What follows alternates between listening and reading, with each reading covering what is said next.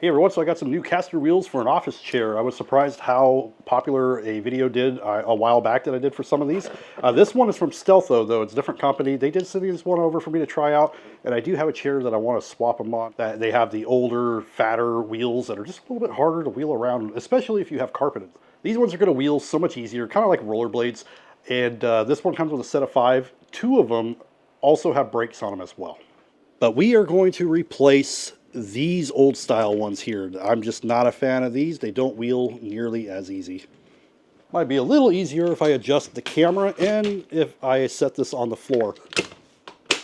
All I gotta do is just pop them in place. Definitely easier on the floor like this. Alright, so now after only a couple of minutes, we do have brand new wheels that are going to be so much easier to wheel around and also turn.